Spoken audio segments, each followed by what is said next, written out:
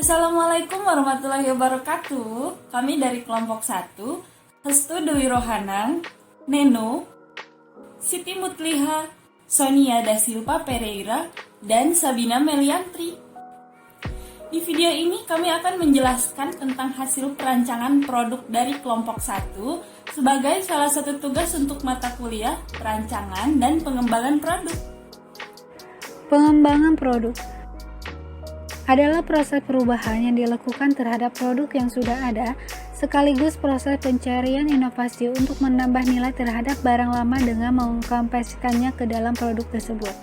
Tujuan pengembangan produk adalah untuk memberikan nilai maksimal bagi konsumen, memenangkan persaingan perusahaan dengan memilih produk yang inovatif, produk yang dimodifikasi serta mempunyai nilai yang tinggi baik dalam desain, warna, ukuran, kemasan, merek, dan ciri-ciri lain. Terdapat 8 tahap yang harus dilalui dalam pengembangan produk baru, yaitu 1. Analisis kebutuhan pelanggan. Kebutuhan konsumen merupakan titik pendahuluan untuk pengembangan produk, baik untuk pasar domestik ataupun global. Yang kedua, pemunculan gagasan.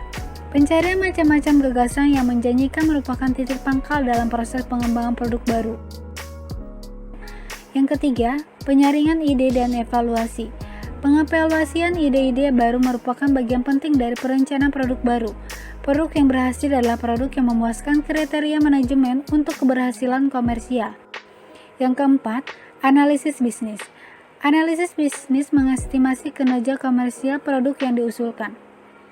Perolehan suatu proyeksi finansial yang akurat tergantung pada mutu ramalan pendapatan dan biaya. Yang kelima, pengembangan strategi pemasaran. Tujuan pengembangan strategi pemasaran adalah penyempurnaan rencana lebih lanjut pada tahap-tahap berikutnya, yaitu bagaimana strategi pemasaran untuk mengenalkan produk baru ke pasar. Dalam melakukan pengembangan strategi pemasaran, ada 3 bagian pokok, yaitu A. Menjelaskan ukuran struktur, perilaku pasaran sasaran, posisi produk yang direncanakan, penjualan, pangsa pasar, dan laba yang diinginkan dari 5 tahun pertama. B. Menggambarkan harga, strategi distribusi, dan anggaran perusahaan yang direncanakan untuk produk tersebut dalam tahun pertama. C. Menjelaskan jumlah penjualan, sasaran laba, dan strategi pemasaran selanjutnya. 6. Pengembangan produk. Setelah berhasil merampungkan tahap analisis bisnis, perencanaan produk bergerak menuju tahap pengembangan dan pengujian atau development and testing. Yang ketujuh, pengujian produk dan pasar. Pada tahapan ini, pengujian produk merupakan kelanjutan dari tahapan pengembangan produk. Tahapan-tahapan pengujian produk diantaranya: yang pertama, pengujian tentang konsep produk. Yang kedua, pengujian desain produk. Yang ketiga, pengujian kesukaan konsumen terhadap produk. Yang keempat, pengujian laboratorium terhadap produk. Yang kelima, pengujian operasi pabrik dan tes penggunaan produk. Yang kedelapan, komersialisasi. Pada tahapan ini, semua fasilitas sudah disiapkan sedemikian rupa, baik fasilitas produk maupun pemasarannya. Perusahaan yang sudah memiliki tahapan ini harus sudah mempersiapkan strategi penetapan harga dan keuntungan yang diharapkannya. Di dalam tahapan ini, perusahaan sudah melaksanakan riset pemasaran terlebih dahulu, terutama yang menyangkutkan kebutuhan, keinginan, selera, kepuasan para konsumen yang akan dituju. Pada zaman sekarang ini manusia dituntut untuk bergerak lebih cepat, dan tak jarang pekerjaan membuat kita berpindah tempat dari tempat satu ke tempat yang lainnya untuk kebutuhan tertentu. Tas merupakan kebutuhan tersier setiap individu yang dapat dibawa kemanapun.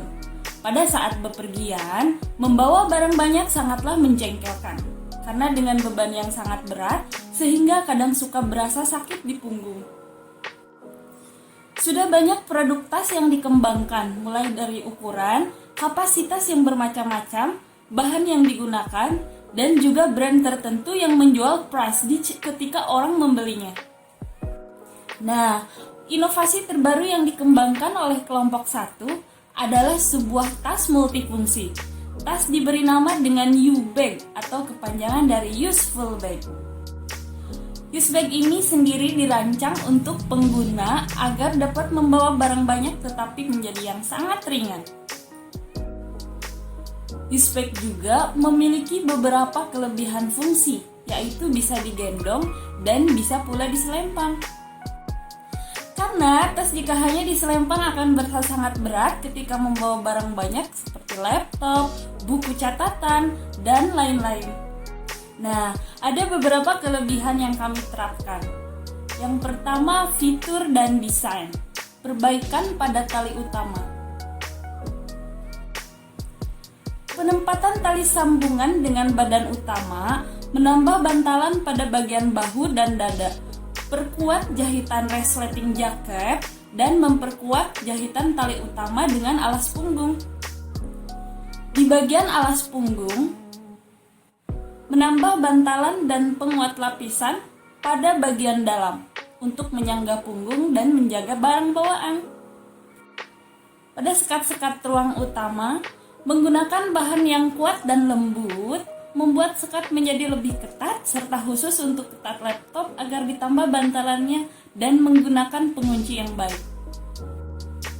Kantong serut membuat desain agar tidak dapat celah antara kantong serut dengan dinding ruang utama saat sedang digunakan. Tali selempang menggunakan bantalan bahu, menggunakan part pendukung seperti pengait dan penggulung tali dengan lebih kuat dan berkualitas serta memperbesar lebar tali selempang. Cover hujan menggunakan bahan cover hujan yang benar-benar tidak dapat tembus air dan menggunakan bahan yang sangat tipis. Kantong samping menambah ukuran tinggi dari kantong samping. Desain troli dan ruang tambahan. Troli agar bisa dilepas sepenuhnya dari ruang tambahan, dinding ruang ditambahkan menggunakan penguat. Lapisan dalam ruang tambahan menggunakan bahan yang lembut dan empuk.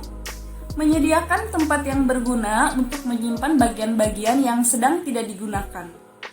Melipat jaket pada tali utama dan untuk menyelipkan bantalan tali pinggang.